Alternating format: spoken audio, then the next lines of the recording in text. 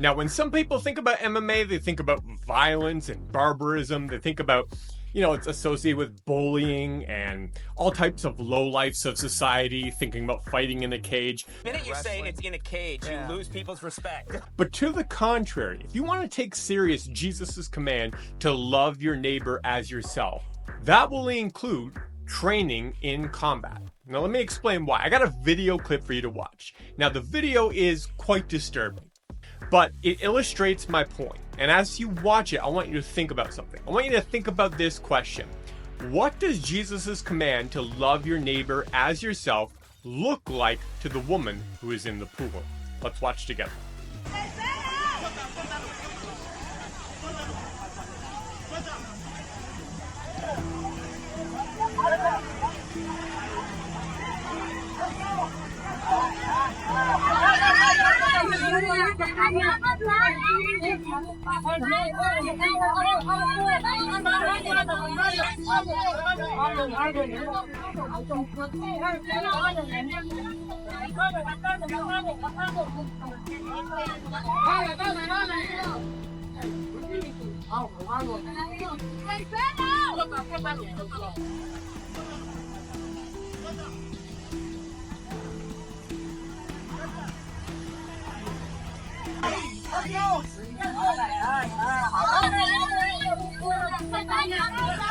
Now, in this video, it's an unnamed 52-year-old man.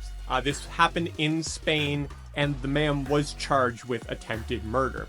I don't know their relationship, but he grabs the back of her hair. This is in a public fountain in a public park.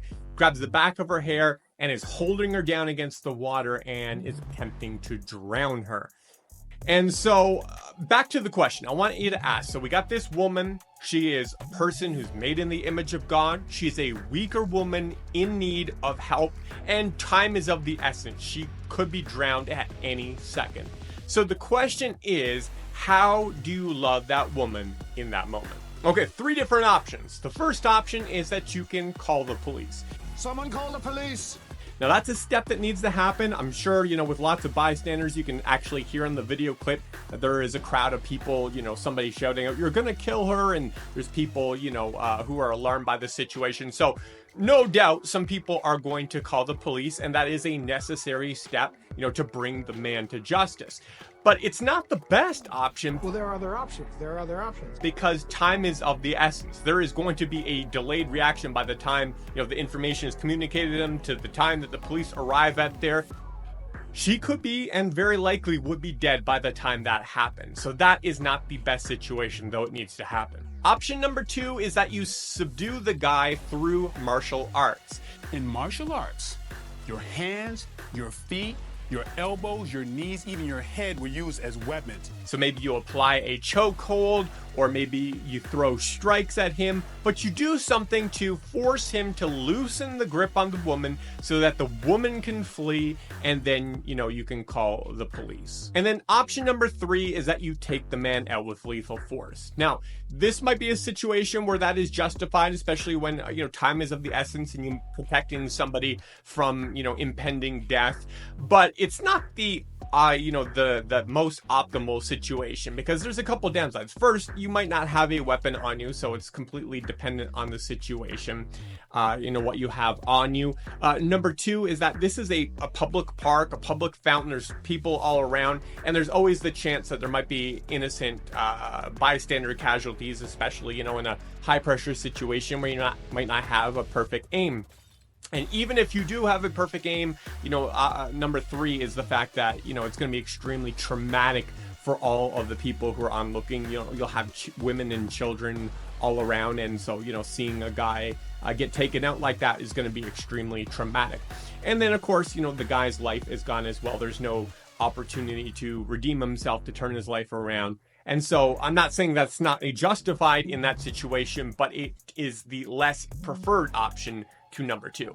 Now, the principle that I'm operating under is that the best solution is going to be the one that gets you the achieved outcome. In this case, the freeing of the woman and the man being brought to justice with the least force possible.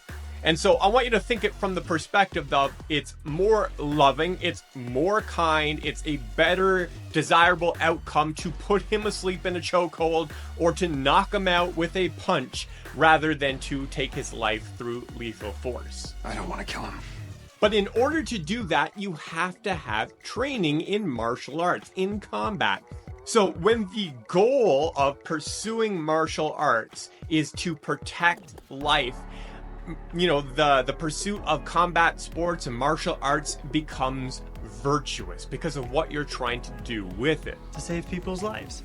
And in addition to hitting the gym, just watching combat sports is, you know, can serve for motivation. It can help you to learn different fighting techniques. It can inspire you to get fit and, you know, to strengthen your own body. It can, you know, show you good things like bravery and persevering through adversity and courage. Lots of good manly virtues that one can learn from watching combat sports. Now, as we go back and look at the video, first thing I want to say is these two men are the heroes of the story. They are to be praised for their bravery in, you know, stepping into that pool and doing what they could within their abilities to try to save this woman. But the fact of the matter is through the video, we can also see that they are untrained men. The first man, he does go for the neck, which is a good thing to do. You know, he has the right idea, but the hold that he puts on him is not optimal. It's not cutting off the circulation. It's not the type of thing that would put him to sleep. It'd be far more effective to, you know, put in a rear naked choke and squeeze and, you know, put his lights out like that. So he's really lucky that the second guy was there to, you know, to join in throwing strikes to add some extra damage to get him to loosen the grip, because the chokehold that he had was just really ineffective. And even the second guy, you know, he's throwing strikes, but he doesn't seem to exactly know where he's aiming. He's not going for the sweet spots for a KO like the chin. He's kind of throwing a little aimlessly, and you can kind of tell, you know, after he throws the first barrage of punches, he actually turns and walks away and starts leaving the area before the job is done. The guy's not subdued, and so you can kind of tell he didn't really feel comfortable. There was a lacking of he didn't have full conviction in his ability to, you know, subdue or take the guy out. So you can kind of see him walking away a little bit deflated for not being able to do the job. Now, I hate critiquing the heroes of the story because that's what they are. The point is not to nitpick them, but more to just point out that how much better it would have been, how much more successful or quicker it would have been had these two guys been trained in combat sports. Especially because, you know, the rate of success based on how that whole thing went down would have been even much lower had there only been one guy there.